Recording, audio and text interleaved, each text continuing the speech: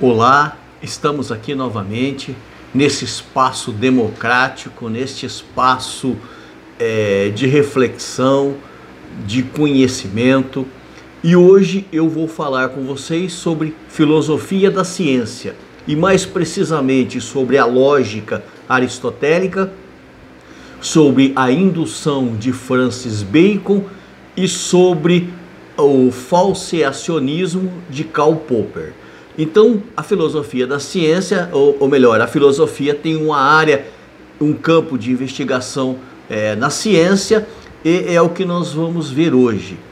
Eu vou começar falando com vocês sobre a questão do método dedutivo. O que é uma dedução? Dedução é uma forma de pensamento, é uma forma de análise para se chegar a uma conclusão. Então, diversas áreas do saber usam da dedução, inclusive a ciência, e está relacionada a distintas formas de raciocinar. Então a dedução ela nos apresenta distintas formas de raciocinarmos.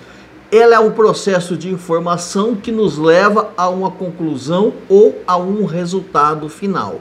Então o objetivo da dedução é nos levar a uma conclusão, a um resultado. E Aristóteles, ele como o pai, entre aspas, da lógica, né? O que é lógica? É o pensar bem, é o pensar corretamente, é organizar o raciocínio de forma coerente. Tá? Então Aristóteles ele teria sido um dos primeiros a trabalhar com essa questão do método dedutivo, a partir do silogismo. O silogismo ele é uma estrutura básica de um argumento, de um raciocínio. Então, Aristóteles vai dizer o seguinte, que a dedução ela serve para nos levar a uma resposta, a uma evidência. E a dedução ela é composta por três bases. Uma premissa maior, uma premissa menor e uma conclusão. O que isso quer dizer? Eu vou dar um exemplo para vocês para explicar aqui o método dedutivo que Aristóteles e tantos outros cientistas utilizaram. O exemplo é o seguinte, eu vou pegar uma frase aqui: todos os homens são mortais. Então essa é uma premissa maior. Todos os homens, eu estou generalizando, né? Todos os homens, eu estou abrangendo. Todos os homens são mortais.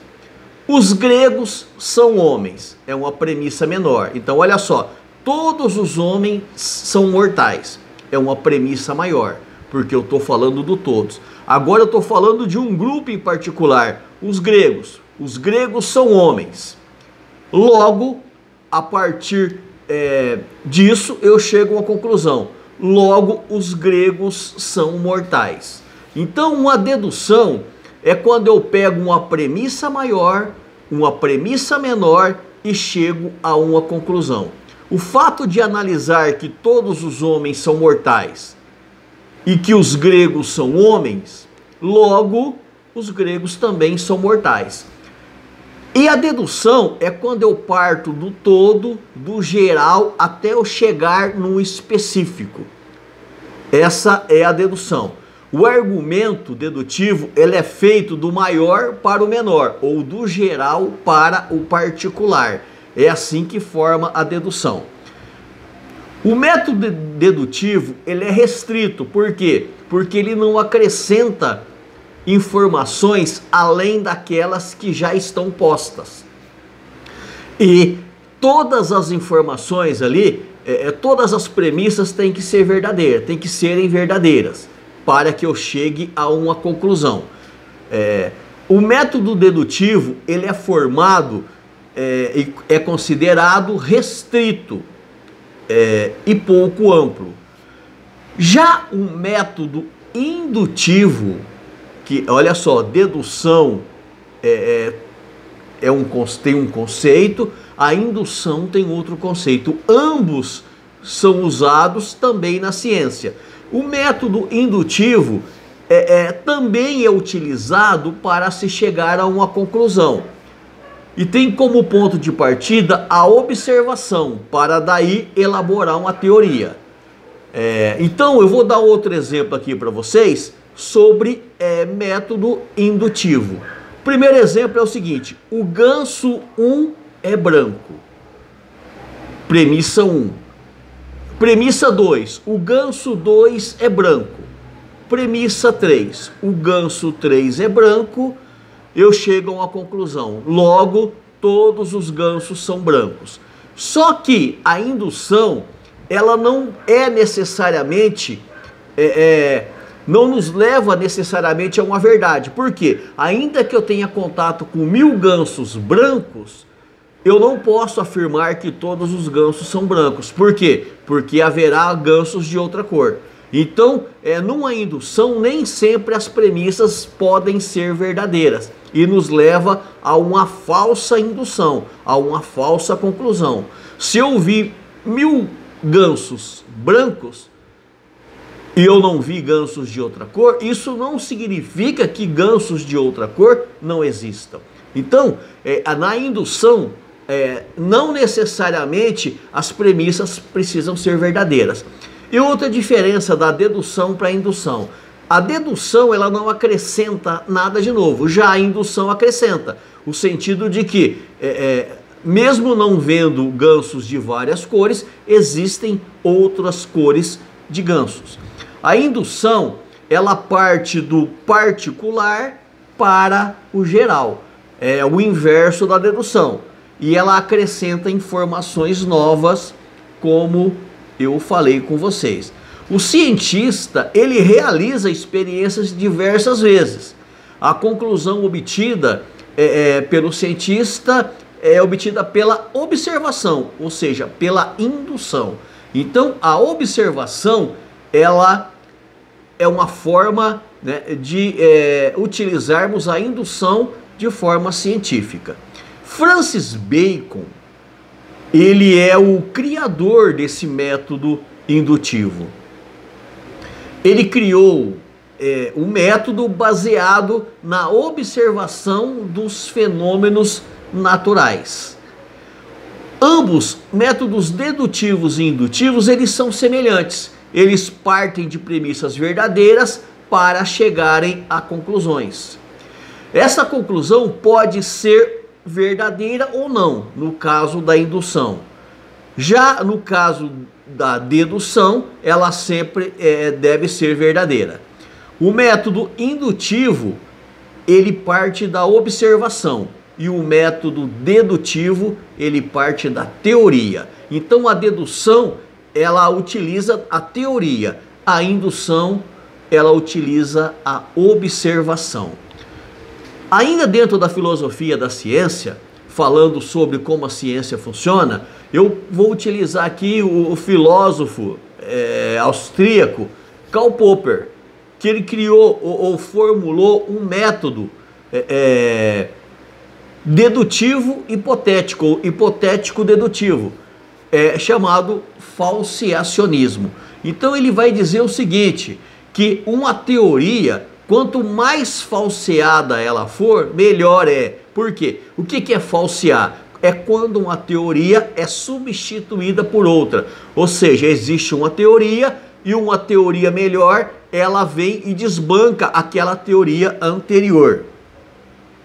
Então, vou pegar como exemplo também Aristóteles. Aristóteles teria sido o primeiro a criar uma teoria explicando as leis da física. Por que os corpos, eles não ficam levitando ou flutuando? Eles sempre caem ao chão. Então Aristóteles formulou essa teoria de que o chão é o lugar natural de todas as coisas. Por isso que tudo tem como a base o chão.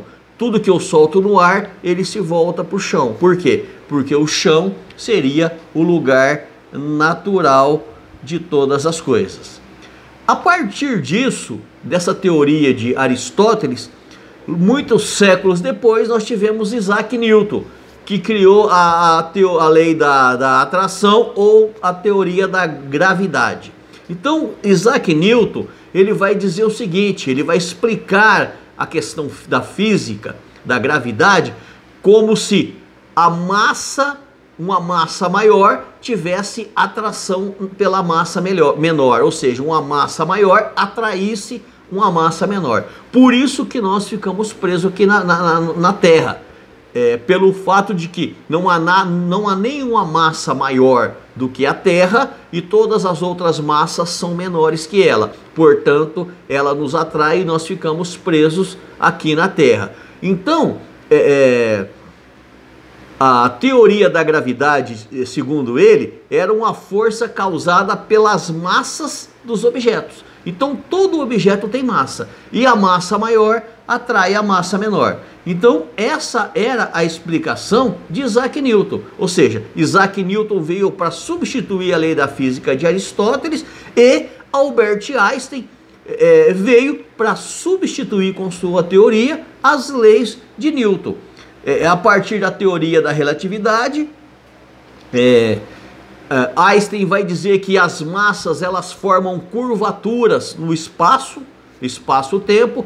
Ele criou a teoria das cordas, que o universo é como se fosse uma colcha, em que você coloca um peso, aquela colcha ela faz uma curvatura de acordo com o peso que se encontra nela. E o universo seria assim, existe a curvatura da massa e as curvaturas menores. No caso, o Sol é a massa maior e ele faz uma curvatura maior. Os outros satélites que estão em volta do Sol, eles cada um de acordo com o seu peso, eles fazem a curvatura no espaço-tempo, naquilo que Einstein diria que é o tecido, né? Então, o falciacionismo é isso. A ciência, ela trabalha dessa forma. Tanto é que existe um ditado de que a ciência, ela é um anão nos ombros do gigante. O que é o gigante? É tudo aquilo que foi descoberto no passado. Nós, a atualidade, o momento atual, nós somos os anões, que por causa das descobertas anteriores, nós conseguimos enxergar mais longe. Então a ciência, ela trabalha com credibilidade. O cientista, ele experimenta quantas vezes forem necessárias, ele observa, ele sistematiza, ele organiza, ele elabora a sua teoria por diversos ângulos e diversas perspectivas, para que ele possa ter um resultado final verdadeiro.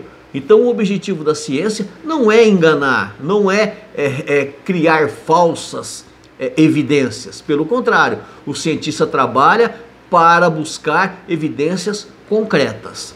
Esse tema será revisto em sala de aula, certamente, nós iremos voltar a ele. Esse vídeo é apenas para que nós nos familiarizemos com o assunto e brevemente nós iremos tratá-lo e abordá-lo com mais profundidade em sala de aula. Até mais!